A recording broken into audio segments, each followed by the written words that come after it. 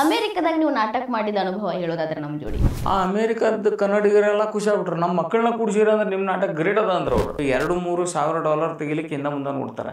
ಈ ಪುಣ್ಯಾತ್ಮಕತೆಗೆ $18,000-20,000. ವ್ಯವಹಾರದೊಳಗೆ ಜ್ಞಾನ ಇಟ್ಕೊಂಡವ್ರಿಗೆ ಹಿಂಗೆ ಮಾಡ್ಯಾರ. ಎಲ್ಲರೂ ಅಂತಾರೆ ಯಶವಂತಿಗೆ ಯಾರು ಮೋಸ ಮಾಡ್ತಾರಂತೆ. ಭಾಳ ಮಂದಿ ಮೋಸ ಮಾಡ್ಯಾರ, ಮೋಸ ಆಗ್ಯಾವ, ಮೋಸ ಹೋಗಿದೆ. ಭಾಳ ನೋವು ಕೊಟ್ಟಿದ್ದ ಘಟನೆ ಐತಿ ಅನ್ನೋದಾದ್ರೆ ಯಾವ ಘಟನೆ ಐತಿ? ಜೀವನ ಇಷ್ಟು ವ್ಯಸ್ತ ಆಗಿಬಿಟ್ಟಲ್ಲ ಈಗ. We have to go further.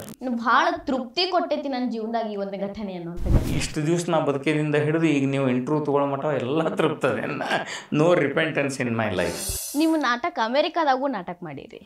ಅಮೆರಿಕದಾಗ ನೀವು ನಾಟಕ ಮಾಡಿದ ಅನುಭವ ಹೇಳೋದಾದ್ರೆ ನಮ್ಮ ಜೋಡಿ. ಇಲ್ಲಿಗೂ ಅಲ್ಲಿಗೂ ಕಂಪೇರ್ ಮಾಡಿ ಮಾತಾಡೋದಾದ್ರೆ ಬೆಂಗಳೂರಾಗ ಸ್ಟೇಜ್ ಹತ್ತಿದಾಗ ಏನು ಅನುಭವ ಇತ್ತು, ಅಮೆರಿಕಾಗೆ ಹೋಗಿ ಅದ ನಾಟಕ ಮಾಡ್ಬೇಕಾದ್ರೆ ಏನು ಅನುಭವ ಇತ್ತು ಅಂತ? ನಾವು 98-99ರಾಗ ಇಡೀ ಟ್ರೂಪ್ ತೊಗೊಂಡು ಅಮೇರಿಕಕ್ಕೆ ಹೋಗಿದ್ವಿ. ನಾವು ಇಡೀ ಟ್ರೂಪ್ ಅಂದರೆ 4 ಮಂದಿ. ನಾನು, ನನ್ನ ಹೆಂಡತಿ, ನನ್ನ ಹಳೆಯ ಮಧು ಮರ್ಜಿ ಅಂತ, ಅವನ ಬ್ಲೈಂಡ್ ರೋಲ್ ಮಾಡ್ತಿದ್ದ. ಅದ್ರಾಗ ಇನ್ನೊಬ್ಬ ಖಾದರ್ ಭಾಷಾ ಅಂಥೇಳಿ ಆಂಧ್ರದ ಕಲಾವಿದ. ಸೊ ನಾವು 4 ಮಂದಿ ಹೋದ್ವಿ. ಆ್ಯಕ್ಚುಲಿ ನಮಗೆ ನಮ್ಮ ನಾಟಕಕ್ಕೆ ಅಂತ ಸಿಕ್ಕದ ಅವಕಾಶ ಅಲ್ಲದು. ಅಮೇರಿಕಾದವರು ಎಲ್ಲ ಟೈಮ್ ಟು ಟೈಮ್ ಮಾಡ್ತಾರೆ ಪಾಪ. ಕಾರ್ಯಕ್ರಮನೂ ಹಂಗೆ ಟೈಮ್ ಟು ಟೈಮ್ ಸೆಟ್ ಮಾಡಿದ್ರು ಅವರು. ಒಂದು ಯಕ್ಷಗಾನ ಟ್ರೂಪನ್ನು ಕರೆಸಿದ್ರು ಇಲ್ಲಿಂದ, ಕರ್ನಾಟಕದಿಂದ. ಆ ಯಕ್ಷಗಾನ ಟ್ರೂಪಿಗೆ ಇಡೀ ಟ್ರೂಪಿಗೆ ವೀಸಾ ಸಿಗಲಿಲ್ಲ. ಬಾರ್ಸವ್ರಿಗೆ ಸಿಕ್ಕರೆ ಕುಣಿಯವ್ರಿಗಿಲ್ಲ, ಕುಣಿಯವ್ರಿಗೆ ಸಿಕ್ಕರೆ ಹಾಡೋರಿಗಿಲ್ಲ. ಹೀಗೆ ಒಂದು 2-3 ಮಂದಿ, ಆ 10-12 ಮಂದಿ ಟ್ರೂಪ್ನಾಗ 2-3 ಮಂದಿಗೆ ಸಿಕ್ಕರೆ ಅದು ಹೋಗ್ಲಿಕ್ಕೆ ಸಾಧ್ಯ ಇಲ್ಲ, ಕಾರ್ಯಕ್ರಮ ಆಗ್ಲಿಕ್ಕೆ ಸಾಧ್ಯ ಇಲ್ಲ. ಅದಕ್ಕೆ ಅವರು ಒಂದು ರೆಡಿ 2 ತಾಸಿನ ಎಂಟರ್ಟೈನ್ಮೆಂಟ್ ಹುಡುಕ್ಲಿಕ್ಕತ್ತಿದ್ರು. ಆವಾಗ ನಾವು ಪ್ರಸಿದ್ಧ ಆಗ್ಬಿಟ್ಟಿದ್ವಿ. ಈ ರವಿ ಬೆಳಗೆರೆ ಅವರು ಇವರು ಎಲ್ಲ ಪೇಪರ್ನಾಗ ಬರೆದು ನಮ್ಮ ಆಲ್ ದಿ ಬೆಸ್ಟ್ ನಾಟಕ ಕೇಳಿದ್ರು ಅವರು. ಸೊ ನಾವು ಆಲ್ ದಿ ಬೆಸ್ಟ್ ನಾಟಕ ಹಂಗಂದ್ರೆ ಅವಕಾಶ ಬಂದು ತಡಿ ಅಂತಂದು ನಾವು ಹಂಗಂದ್ರೆ ವೀಸಾ ಟ್ರೈ ಮಾಡ್ತೇವೆ ಅಂತ ನಾವು 4 ಮಂದಿ ಹೋಗಿ ನಿಂತು ವೀಸಾಕ್ಕೆ ನಮ್ಗೆ ವೀಸಾ ಸಿಕ್ಬಿಡ್ತು 4 ಮಂದಿಗೆ. ಸೊ ಹೀಗಾಗಿ ನಾವು ಅಲ್ಲಿ ನಾಟಕ ಮಾಡ್ಲಿಕ್ಕೆ ಹೋದ್ವಿ. ಇದು ಅಕಸ್ಮಾತ್ ಸಿಕ್ಕದ ಅವಕಾಶ. ನಾವು ಅಲ್ಲಿ ಹೋದ್ವಿ. 98ನೇ ಇಸ್ವಿಗೆ ಹೋದಾಗ ಆಗಾಗ ಇಂಟರ್ನೆಟ್ ಶೋಧ ಆಗಿ ಅದ್ರ ಮೂಲಕ ಕಮ್ಯುನಿಕೇಟ್ ಮಾಡೋದು ಅದೆಲ್ಲ ಆಗ್ತಿತ್ತು. ನಾಟಕ ಇಷ್ಟು ಚಲೋ ಆತಂದ್ರೆ ಅಲ್ಲಿ ಮೊದಲನೇ ಸ್ಟೇಜ್ನಾಗನ ಅಮೇರಿಕಾದಾಗ ಹುಟ್ಟಿ ಅಲ್ಲೇ ಬೆಳೆದಂಥ ಮಕ್ಕಳು ಸಹಿತ 2 ತಾಸು ಕೂತ್ಕೊಂಡು ನಾಟಕ ನೋಡಿದ್ರು. ಆ ಅಮೇರಿಕಾದ ಕನ್ನಡಿಗರೆಲ್ಲ ಖುಷಿ ಆಗ್ಬಿಟ್ರು. ನಮ್ಮ ಮಕ್ಕಳನ್ನ ಕೂಡಿಸಿರ ಅಂದ್ರೆ ನಿಮ್ಮ ನಾಟಕ ಗ್ರೇಟ್ ಅದ ಅಂದ್ರೆ ಅವರು ಅಂದು ರಾತ್ರಿ ಇಂಟರ್ನೆಟ್ನಾಗ ಎಲ್ಲ ಕನ್ನಡ ಸಂಘಗಳಿಗೆ ಪತ್ರಗಿತ್ರ ಕಮ್ಯುನಿಕೇಟ್ ಮಾಡಿಕೊಂಡ್ರು. ಆಮೇಲೆ ನಮಗೆ ಮುಂದಿನ ವಾರ ಇಲ್ಲಿ ಬರ್ರಿ, ಅದ್ರ ಮುಂದಿನ ವಾರ ಇಲ್ಲಿ ಬರ್ರಿ. ಹಿಂಗೆ ನಾವು 1 ಅಥವಾ 2 ಪ್ರದರ್ಶನಕ್ಕಷ್ಟೇ ಹೋದವ್ರು ನಾವು. ನಮಗೆ ಒಂದು 10-12 ಪ್ರದರ್ಶನ ಮಾಡೋ ಅವಕಾಶ ಸಿಕ್ತು. ನಾವು ಇತ್ಲ ಕಡೆ ಕ್ಯಾಲಿಫೋರ್ನಿಯಾದಿಂದ ನ್ಯೂಯಾರ್ಕ್ ತನಕ, ಕೆಳಗೆ ಟಾಂಪಾದಿಂದ ಮೇಲೆ ಕ್ಲೀವ್ಲ್ಯಾಂಡ್ ತನಕ, ಅಮೇರಿಕಾದ ಉದ್ದಗಲ ಹೆಚ್ಚು ಕಡಿಮೆ ಒಂದು 30,000 ಮೈಲು ಓಡಾಡಿ ನಾಟಕ ಮಾಡಿ ಬಂದ್ವಿ. ಸಕ್ಸಸ್ ಮಾಡ್ಕೊಂಡು ಬಂದ್ವಿ. ಇದು ನನ್ನ ನಾಟಕದ ಸಕ್ಸಸ್ ಸ್ಟೋರಿ ಅಮೇರಿಕಾದಾಗ ನಾ ಮಾಡಿದ್ದೆ. ಅದಾದ್ಮೇಲೆ ಮತ್ತೆ ನಂದು ರಾಶಿ ಚಕ್ರ ಪ್ರದರ್ಶನ ಅವಾಗ ಅಲ್ಲೆಲ್ಲೆಲ್ಲೆಲ್ಲೆ ಆಗ್ತಿತ್ತು. ಹೇಳೋದಲ್ಲ ಹೇಳೇನೆ, ಇನ್ನೇನು ಹೇಳಂತ ಹೇಳಿ ಆರಾಮಾಗಿ ಹೇಳಿ ನೋಡ. ಲಾಸ್ಟ್ ಟೈಮ್ ಮಕ್ಕಳಿಬ್ರು ಕಟ್ಟ ಹಾ ಮಾರಿ ಗಂಭೀರದ ಏನೋ ಸೀರಿಯಸ್ ವಿಚಾರ ಹೇಳಿದ. ಹುಡುಗಿ ಭೇಟ್ ಆಗಿದ್ಲ, ಆ ಹುಡುಗಿ ರೇಟ್ ಕೇಳ. ಅಮೇರಿಕಾದವ್ರದ್ದು ಕನ್ನಡಿಗರ ಜೊತೆ ಇನ್ನೊಂದು ಭಾಳ ಕೆಟ್ಟ ಅನುಭವನು ಹೋದ ವರ್ಷ ಆತು ನನಗೆ. ಸೂಪರ್ ಸಂಸಾರ ಅನ್ನೋ ನಾಟಕನ ನಾನು ಈ ಬೇ ಏರಿಯಾದಾಗ ಒಂದು ತಂಡ ಅದ, ಅವ್ರ ತಂಡಕ್ಕೆ ಮಾಡಿಸೋದು ಅಂತ ಹೋಗಿದ್ದೆ. 47 ದಿನ ಅಲ್ಲಿದ್ದು ಆ ನಾಟಕ ಮಾಡಿಸಿದೆ. ನಾಟಕ ಮಾಡಿಸ್ಲಿಕ್ಕೆ ಕರೆಸಿದವರು ಏಕ್ದಮ್ ಚಾಲು ಗಂಡ ಹೆಂಡತಿ. ಅದ್ರಾಗ ಬೇರೆ ನಮ್ಮ ಉತ್ತರ ಕರ್ನಾಟಕದವ್ರು ಅಂದ್ರೆ ಕೇಳ್ತೀರ ನೀವು, ಭಯಂಕರ ಚಾಲು ಇದ್ದರು. ನಮ್ಮ ಹಳೆ ಹುಬ್ಳಿ ಒಳಗೆ ಒಂದು ಪರ್ಟಿಕ್ಯುಲರ್ ಬಾಳೆಹಣ್ಣು ಮಾರೋ ಹೆಣ್ಮಕ್ಳ ತಾಂಡ ಇದ್ದಂಗೆ ಅದು. ಅವರು ಹೇಳ್ತಾರೆ ನಿಮಗೆ $10 1 ಡಜನ್ ತೊಗೋರಿ ಅಂತ ಹೇಳ್ತಾರೆ ಬಾಳೆಹಣ್ಣು. ಇಲ್ವೇ ನೀವು ನಮ್ಗೆ $12 ಕೊಡ್ರಿ ಅಂದರೂ ಜಗಾಡ್ತಾರೆ ಅವ್ರು. ಅಂಥ ಕೌಂಟ್ ಜನಾಂಗದ ಒಬ್ಬ ಹೆಣ್ಮಗಳ ಇದ್ಲಕ್ಕಿನ ಯಾರ ಮನೆ ಒಳಗೆ ಇದ್ದೆ. ಆಕೆ ಕಡಿಕೆ ಎಷ್ಟು ಚಂದ ಮೋಸ ಮಾಡಿದ್ಲ ಅಂದ್ರೆ ಅತ್ಯಂತ ಮಿನಿಮಮ್ ಮೊದಲೇದ್ದು ಇವ್ರೇನು ಮಾಡ್ತಾರೆ, ಅಮೇರಿಕಾದವ್ರು ಫಸ್ಟ್ ನಮ್ಮನ್ನು ಕರೆಯೋದು ಹೆಂಗೆ, ನಿಮ್ಮ ಕಡೆ ವೀಸಾ ಅದ ಏನಂತ ಕೇಳ್ತಾರೆ. ಅಂದರೆ ಇವರಿಗೆ ನಮ್ಗೆ ಪರ್ಫಾರ್ಮೆನ್ಸ್ ವೀಸಾಕ್ಕೆ ರೊಕ್ಕ ಕೊಟ್ಟು ಕರೆಸಿಕೊಳ್ಳೋದು ಶಕ್ತಿ ಇರಂಗಿಲ್ಲ. ಅದು ಇದ್ದದ್ದು ಎರ್ಕೊಳ್ಳೋರು ಬುಡ್ಕ ಡೊಕ್ಕೊಂಡು ಸ್ನಾನ ಆಗ್ಯದ ಅನ್ನೋರು. ಒಂದು ಆಯಿತು ವೀಸಾ ಅದ ಹಂಗಂದ್ರೆ ಬರ್ರಿ ಹಂಗಂದ್ರೆ ನೀವು ಇಲ್ಲಿ ರೊಕ್ಕ ತೊಗೋತೀವಿ ಅಂತ ಹೇಳೋಂಗಿಲ್ಲ. ಯಾಕಂದ್ರೆ ನಾವು ರೊಕ್ಕ ತೊಗೋತೀವಿ ಅಂತ ಹೇಳಿದ್ರೆ ವೀಸಾ ಉಲ್ಲಂಘನೆ ಮಾಡ್ದಂಗೆ ಆಗ್ತದೆ. ಸೊ ನಾವು ನಿಮ್ಗೆ ಜಾಸ್ತಿ ರೊಕ್ಕನೂ ಕೊಡ್ಲಿಕ್ಕೆ ಆಗಲ್ಲ ಸರ್ ಅಂತಾರೆ. ಮೊದಲು ಅದು ಶುರು ಆಗೋದೇ ನಮ್ಮದು ಬಡ್ದ ಇದು ಅದ ಸರ್, ಹಂಗೆ ಸರ್ ಪಬ್ಲಿಕ್ಕಿಗೆ ಮಾಡ್ತೇವೆ ಸರ್, ನೀವು ಹೆಂಗೋ ಮಾಡಿರಿ. ಆಮೇಲೆ ನಾವು ಇದೆಲ್ಲ ಆಗಿ ನಿಮಗೆ ಭಾಳ ಉಪಕಾರ ಮಾಡ್ತೇವೆ ನಾವು ಅನ್ನೋರಂಗೆ ಕರೆಸ್ಕೋತಾರೆ. ನಿಮ್ಮನ್ನು ಫೇಮಸ್ ಮಾಡ್ತೀವಿ, ನಿಮಗೆ ಅವಕಾಶ ಕೊಡ್ತೀವಿ ಹಾಗೆ ಆಯ್ತು ಅಂತ. ಸರಿ, ಆದರೂ ಮತ್ತು ನೀವು ಇವೆಲ್ಲ ಇಟ್ಕೊಂಡು ಹೋದೇನ.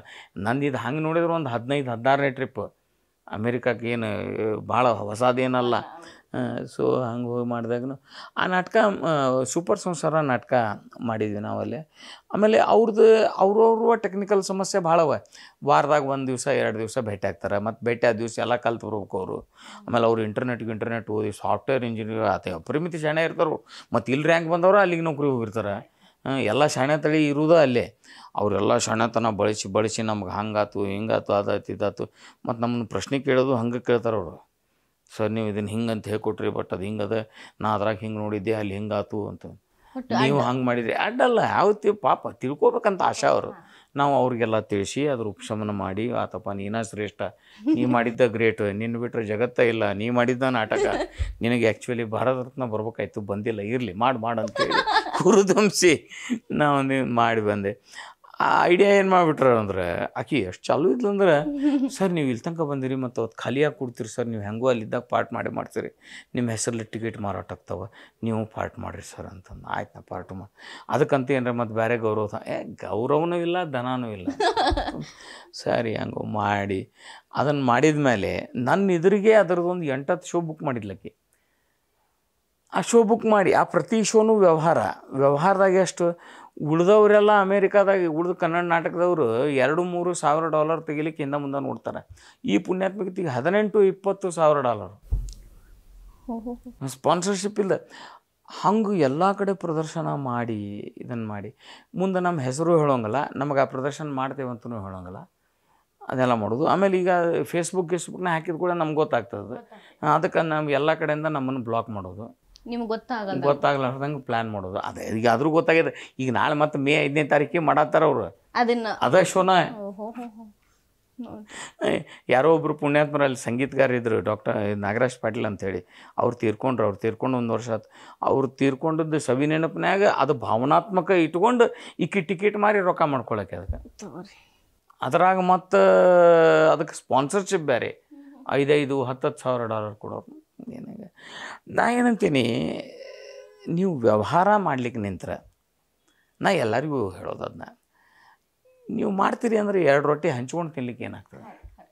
ಐತಿ ನಮ್ಮ ಕಡೆ, ಕೊಟ್ಟು ತಿನ್ನಬೇಕು. ನೀವೇನು ಇವತ್ತ ಕಟ್ಕೊಂಡು ಹೋಗಲ್ಲ. ಆಯ್ತು ನಿನಗೆ ಮತ್ತೆ ಮೇಲೆ ಹೇಳೋದೇನು, ನನಗೆ ಪ್ಯಾಕೇಜ್ ಏನು ಗೊತ್ತಾ ಅಂತ. ಇವ್ರ ಪ್ಯಾಕೇಜ್ ಬಗ್ಗೆ ಇವ್ರು ಲಕ್ಷ ತೊಗೊಂಡು ನಾವು ಏನು ನೀ ದುಡಿತೀಯಪ್ಪ, ನಿನ್ನ ರೊಕ್ಕ ನಾವೇನು ಮಾಡೋದು? ಅದನ್ನ ಎಲ್ಲದ್ರಾಗೂ ದೊಡ್ಡಿಸ್ತಾನೆ ಹೇಳ್ಕೊಳಿಕ್ ಬೇಕು. ಸ್ವಂತದ ಟ್ಯಾಲೆಂಟ್ ಇಲ್ಲೇ ಇಲ್ಲ, ಮಂದಿ ಕಿಸ್ದಾಗ ಕೈ. ನಮ್ಮ ಟ್ಯಾಲೆಂಟ್ ಬೇಕು ಇವ್ರಿಗೆ. ಅದಕ್ಕೆ ತಮ್ಮ ಈಗ ನೀವು ಕೃತಿ ಚೌರ್ಯ ಅಂತ ಕೇಳಿರಿಲ್ಲ, ಇದು ರಂಗ ಚೌರ್ಯ ನೋಡ್ರಿ, ಹೀಗೆಲ್ಲ ಮಾಡ್ತಾರೆ. ಇಂಥವ್ರು ಇವ್ರು ನಮ್ಮವ್ರು ಅಂತ ಹೇಳ್ಕೊಬೇಕು ನಾವು. ಮತ್ತು ಮೇಲಕ್ಕೆ ಈ ವರ್ಷ ಏನೋ ಅಲ್ಲಿ ಕನ್ನಡ ಕೂಟದ್ದು ಏನೋ ಅಧ್ಯಕ್ಷ ಬೇರೆ ಆಗಕ್ಕಿದ್ದಾಳಂತ. ಈಗ ಆದಾದ್ರಂತೂ ಮುಗಿದ ಹೋತ್, ಮಂದಿ ಎಷ್ಟು ಮಂಗಿ ಆಗ್ತಾರೆ ಒಬ್ಬ. ವ್ಯವಹಾರದೊಳಗೆ ಜ್ಞಾನ ಇಟ್ಕೊಂಡವ್ರಿಗೆ ಹಿಂಗೆ ಮಾಡ್ಯಾರ. ಆಮೇಲೆ ನನಗೆ ಎಲ್ಲರೂ ಅಂತಾರೆ ಯಶವಂತಿಗೆ ಯಾರು ಮೋಸ ಮಾಡ್ತಾರಂತ. ಮತ್ತು ನನಗೆ ಮೋಸ ಮಾಡೋಂಥ ಯಾವತ್ತೂ ಅಂತಾರಲ್ಲ, ಇನ್ನೊಂದು ಹೊಡೆದಿದ್ದೇ ಇರ್ತಂತ. ನಾವು ಒಪ್ಪಿ ಹೋಗ್ಬೇಕದನ್ನ. ನನ್ನ ಕೇಸ್ನಾಗ ಇಂಥದ್ದು ಭೇಟಿ ಆಯ್ತು ಒಂದು ಏನು ಮಾಡೋದು. ನಿಮ್ಮ ಜೀವನದಾಗ ಭಾಳ ನೋವು ಕೊಟ್ಟಿದ್ದ ಘಟನೆ ಐತಿ ಅನ್ನೋದಾದ್ರೆ ಯಾವ ಘಟನೆ ಐತ್ರಿ? ಅಂತ ಏನು ಭಾಳ ನೋವು ಕೊಟ್ಟದ್ದೇನಿಲ್ಲ. ಯಾಕಂದ್ರೆ ನನಗಿಂತ ಮಂದಿ ಭಾಳ ಜಗತ್ತಿನಾಗ ನೋವು ಅದ. ಎಲ್ಲರಿಗೂ ಐತ್ರಿ ನೋವಿಲ್ಲ ಮಂದಿಲ್ಲ, ಕರೆ ನಿಮಗ್ ಭಾಳ ನೋವು ಕೊಟ್ಟಿದ್ದು ಅಂದ್ರೆ ನಗಸೋ ಮುಖದ ಹಿಂದ ಒಂದು ನೋವು ಇರ್ತೈತಂತ. ಅಂಥದ್ದೇನು ಭಾಳ ಇದು ಇಂಥವ ಬೇಸರ ಆಗುವಂಥವು ಈ ಅಮೇರಿಕಾದವ್ರು ಮಾಡ್ದಂಗೆ, ಅಥವಾ ಯಾರೇ ನಮ್ಮನ್ನು ಕರೆಸಿ ನಮ್ಗೆ ಒಂದು 50,000 ರೂಪಾಯಿ ಕೊಡ್ತೇನೆ ಅಂತಾರೆ. ಆಗ್ಲಿರಿ ಕೂಡ್ಲಿಲ್ಲ ಸರ್ 20ರಾಗ ಅಡ್ಜಸ್ಟ್ ಮಾಡ್ಕೊರಿ ಅಂತಾರೆ.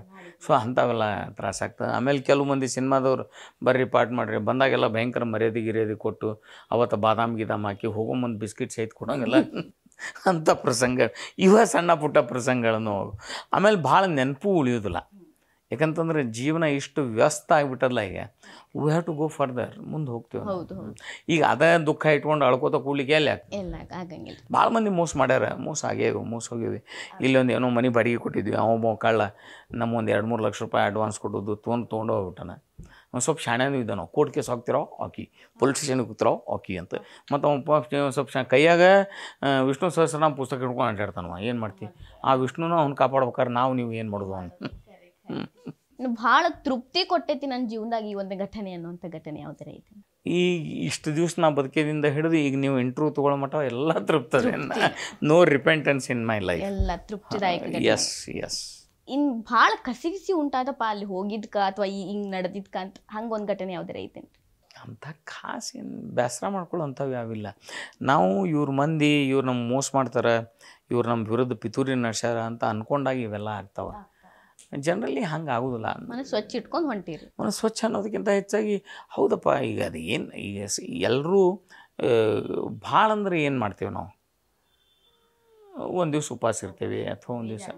ಸೊ ಅದೆಲ್ಲ ಆಗಿ ಹೋಗ್ಬಿಟ್ಟವು ಜೀವನದಾಗ. ಉಪವಾಸ ಇದ್ದೇವೆ, ವನವಾಸ ಇದ್ದೇವೆ, ಪಾರ್ಕ್ನಾಗ ಮಲ್ಕೊಂಡು ನಾಟಕ ಮಾಡಿ, ಬಸ್ ಸ್ಟ್ಯಾಂಡ್ನಾಗ ಮಲಗಿದ್ದೇವೆ, ಎಲ್ಲ ಆಗ್ಯಾವ. ಏನಾಗ್ಯಾವ?